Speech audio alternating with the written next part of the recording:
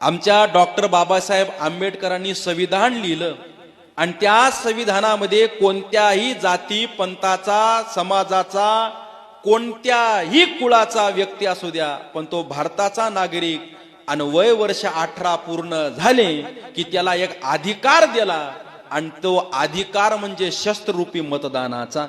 ऐका, बरेचसे दान सांगितले जातात, कन्यादान, मुलगी नाही कन्यादान करू शकत नाही।